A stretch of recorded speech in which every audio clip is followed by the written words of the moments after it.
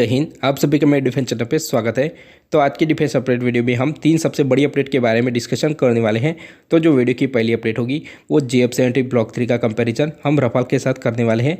तो अभी फिलहाल पाकिस्तानी मीडिया में यह दावा किया जा रहा है कि जो JF-70 ब्लॉक 3 है वो बड़ी ही आसानी से रफाल फाइटर जेट को पछाड़ सकता है।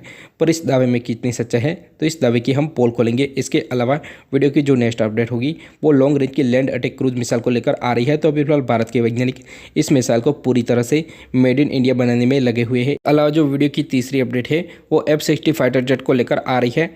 तो अभी फिलहाल F-60 के जो विंग है वो टाटा के साथ जॉइंट वेंचर करके भारत में ही बनने वाले हैं। तो इन तीनों ही अपडेट के बारे में 1 बाय 1 डिटेल से डिस्कशन करने वाला हूँ। तो अगर आप मेरे डिफेंस चैनल पे नए हैं तो प्लीज़ मेरे डिफेंस चैनल को सब्सक्राइब करें, बेल आइकन दबाना ना भूलें और कमेंट सेक्शन में जय हिंद जय भारत जरूर लिखेगा। और अगर आपको मेरा कंटेंट अच्छा लगता है तो वीडियो को लाइक भी कर दीजिएगा। और आपको डिफेंस के रिलेटेड कोई भी क्वेश्चन हो तो आप अपना क्वेश्चन कॉमेंट सेक्शन में जरूर लिखिएगा, जिसका आंसर मैं अपने अगले वीडियो में दे दूंगा। तो आज की डिफेंस अपडेट वीडियो को शुरू करते हैं। से पाकिस्तान के पास JF-70 का ब्लॉक 3 आया है, यानी कि सबसे एडवांस वेरिएंट।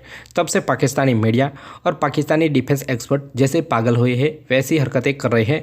तो वह अपने बयान में क्या बोल रहे हैं वो उनको भी पता नहीं है। तो वह अपने बयान में कई बार कहते हैं कि वह भारत के Su-30 MKI को भी मार गिरा सकता है। इसके अलावा कई बार वो ऐसा भी बोलते हैं कि यह रफाल फाइटर जेट को भी बड़ी आसानी से पछाड़ सकता है। अलावा पाकिस्तानी डिफेंस एक्सपर्ट यह कहते हैं कि JF-70 ब्लॉक 3 में J-20 और J-10C फाइटर जेट का DNA है। तो DNA तो लिविंग चीज़ में ट्रांसफ़र होता है, तो किसी नॉन लिविंग चीज़ में DNA कैसे ट्रांसफ़र होता है तो आप अपने कमेंट सेक्शन में ज़रूर लिखिएगा। अलावा बात करें तो अगर पाकिस्तानी डिफेंस एक्सपर्ट ऐसा बोले कि J-20 में से कई सारी टेक्नोलॉजी JF-70 ब्लॉक 3 में इंस्टॉल की गई है तो यह चीज़ ज़्यादा सूटेबल रहेगी कंपेयर टू JF-70 में J-20 के DNA के। इसके अलावा अब हम कंपेरिजन थोड़ा सा शुरू कर लेते हैं। तो सबसे पहले क्लोज कॉम्बैट यानी कि डॉग फाइट के बारे में बात करें। रफाल फाइटर जेट में कर्नर लगे होने की वजह से यह फाइटर जेट हाई मैन्यूवरेबल हो जाता है। इसके कंपैरिजन में JF-70 तो कहीं पे भी नहीं टिकता। इसके अलावा बात करें तो पायलट की स्किल के ऊपर भी जाता है कि फाइटर जेट को कैसे ऑपरेट करना है। और आप सभी को पता होगा पाकिस्तानी पायलटों की जो स्किल है कि F-60 को MiG-21 से गिरवा दिया।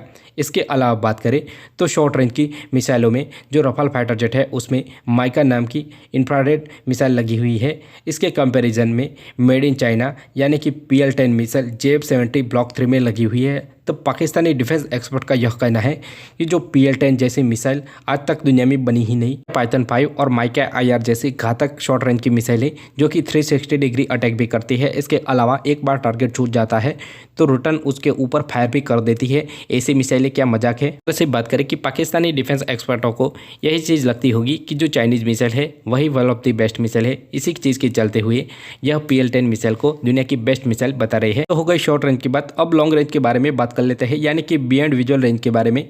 तो पाकिस्तानी डिफेंस एक्सपर्ट के द्वारा यह कहा जा रहा है कि जो PL-50 मिसाइल है उसकी रेंज 200 किलोमीटर है। और अभी फिलहाल भारत के पास भी इस मिसाइल का तोड़ नहीं है। मिसाइल की रेंज जो 200 किलोमीटर बताई जा रही है वो टैंकर जैसे बड़े एयरक्राफ्ट के लिए है और फाइटर जेट जैसे छोटे टारगेट के लिए इसकी रेंज घट जाती है। इसके अलावा टैंकर उतने ज़्यादा मनूवरेबल भी नहीं होते हैं पर फाइटर जेट हाई मनूवरेबल होते हैं। 50 मिसाइल के सामने दुनिया की सबसे बेस्ट BVR मिसाइल यानी कि मीटियर मिसाइल है जो कि पल भर में अपने टारगेट को तबाह कर सकती है। तो इस मिसाइल की रेंज 120 किलोमीटर। इसके अलावा इसका जो नो एस्केप जोन है वो 40 किलोमीटर है, यानी कि 40 किलोमीटर के अंदर अगर कोई भी दुश्मन देश का फाइटर जेट आता है तो मीटियर मिसाइल से बचना इम्पॉसिबल हो जाता है। यह इतनी ज़्यादा खतरनाक मिसाइल है। अलावा बात करें तो भारत अपने तौर पे भी एयर टू एयर मिसाइलों को डेवलप करा जो कि आने वाले टाइम में भारतीय वायुसेना की शान बढ़ाएगी। इसके अलावा एंटीशिप मिसाइल यानी कि क्रूज मिसाइल के बारे में बात करें तो रफाल फाइटर जेट में स्कैल्प नाम की एयर लॉन्च क्रूज मिसाइल है जिसकी रेंज 500 किलोमीटर प्लस है। और यह हाई स्टेल्थ क्रूज मिसाइल है जो कि पल भर में अपने टारगेट को तबाह कर सकती है। कंपैरिजन में JF-70 ब्लॉक 3 में made in China cruise missile लगी हुई है जिसके बारे में ज़्यादा डिटेल तो अवेलेबल नहीं है, पर पाकिस्तानी मीडिया के द्वारा इन मिसाइलों को भी बड़ा चढ़ा के दिखाया जाता है। तो अभी फिलहाल भारत के पास दुनिया की one of the best cruise missile मौजूद है जिसका नाम है BrahMos. Bharat Rafale fighter jet में तो ब्रह्मोस मिसाइल को इंस्टॉल नहीं कर रहा है पर सुखोई 30 MKI में इंस्टॉल कर दिया गया है। तो सुखोई 30 MKI और जो ब्रह्मोस का कॉम्बिनेशन है वो one of the deadly combination है किसी भी एंटीशिप रोल के लिए। प्रिसीजन गाइडेड वेपन के बारे में बात करें तो रफाल फाइटर जेट में हैमर नाम के जिसका निकनेम बंकर ब्लास्टर भी है जो भी किसी भी बंकर को बड़ी ही आसानी से तबाह कर सकते सकते हैं ऐसे हथियार लगे हुए हैं। कंपैरिजन में बात करें तो JF-70 ब्लॉक 3 में मेड इन चाइना बॉम्ब्स लगाए जाएंगे जिसकी एक्यूरेसी आपको पता होगी कि कैसी होती है। अलावा बात करें तो रफाल फाइटर जेट रेंज में JF-70 से ज़्यादा है। इसके अलावा रफाल फाइटर जेट का जो रडार है वह भी JF-70 से ज़्यादा पावरफुल है। इसके अलावा जो स्पेक्ट्रा नाम का इलेक्ट्रिक काउंटर मेजर है वह भी बहुत ही बेस्ट है रफाल फाइटर जेट में। वैसे बात करें कि जो रफाल फाइटर जेट है वो हर एक मामले में JF-70 ब्लॉक 3 से ज़्यादा बेहतर है। तो पाकिस्तानी एक्सपर्ट किस चीज़ के ऊपर और किस बेस के ऊपर यह बयान दे रही है कि जो JF-70 ब्लॉक 3 है वो रफाल फाइटर जेट को पछाड़ सकता है। अलावा बात करें तो जो रशिया यूक्रेन वॉर में पाकिस्तान पीछे के रास्ते यूक्रेन को सपोर्ट कर रहा है, तो इसके ऊपर अगर रशिया गुस्सा हुआ तो तुम्हारा जो JF-70 ब्लॉक 3 है वह भी पूरी तरह से ग्राउंडेड हो जाएगा, क्योंकि इस फाइटर जेट में भी made in Russia fighter jet के इंजन लगते हैं। वीडियो की नेक्स्ट अपडेट के बारे में डिस्कशन कर लेते हैं जो कि लॉन्ग रेंज के लैंड अटैक क्रूज मिसाइल को लेकर आ रही है। तो पहले इस मिसाइल के बारे में थोड़ा सा डिस्कशन कर लेते हैं। तो यह missile stealthy subsonic cruise missile है जिसकी रेंज 1500 किलोमीटर के आसपास है। अलावा बात करें तो यह मिसाइल ब्रह्मोस मिसाइल का एक चीपेस्ट ऑल्टरनेटिव है। तो इस मिसाइल की जो प्राइस होगी वो पर यूनिट 12 करोड़ के आसपास रहने वाली है। तो यह जो ब्रह्मोस मिसाइल है वो one of the best missile है, पर इस मिसाइल की प्राइस भी ज़्यादा है। इसके अलावा अभी फिलहाल ब्रह्मोस मिसाइल की रेंज उतनी ज़्यादा नहीं है, पर ये जो LRACM है यानी कि long range land attack cruise missile उसकी रेंज 1500 किलोमीटर के आसपास होगी और उसकी प्राइस भी कम रहने वाली है, जो कि भारत को बहुत ही बड़ा फायदा दिलवा सकती है। हम अपने अपडेट के बारे में बात कर लेते हैं। तो अभी फिलहाल DRDO के साइंटिस्ट इस मिसाइल को पूरी तरह से यानी कि 100% मेड इन इंडिया बनाने में लगे हुए हैं।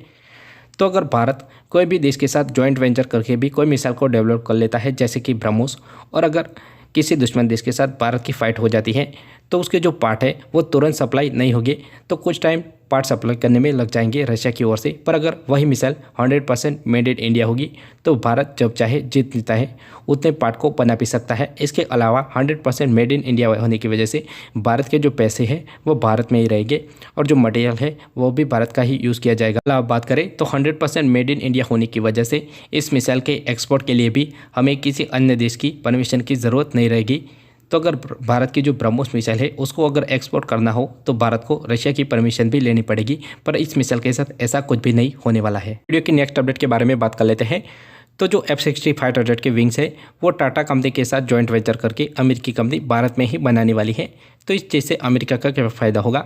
तो अभी फिलहाल अमेरिका 6th जनरेशन के फाइटर जेट के ऊपर भी काम कर रहा है, तो आने वाले टाइम में जो अमेरिका की प्रोडक्शन लाइन है वह भी खाली हो जाएगी। इसके अलावा जो MRFA प्रोजेक्ट है उसमें F-60 की जो दावेदारी है वो और भी ज़्यादा बढ़ जाएगी, क्योंकि अभी फिलहाल भारतीय वायुसेना का यह बिल्कुल मूड नहीं है कि वह F-60 फाइटर जेट को खरीदे। पर एक तरह से अगर भारत में ही F-60 फाइटर जेट के पुर्जे बनने चालू हो जाएंगे तो अमेरिका का यह मानना है कि शायद भारत F-60 फाइटर जेट को प्रीफर कर सकता है। थी आज की डिफेंस अपडेट वीडियो। होप आपको वीडियो पसंद आई होगी। अंत तक देखने के लिए धन्यवाद। जय हिंद, जय भारत।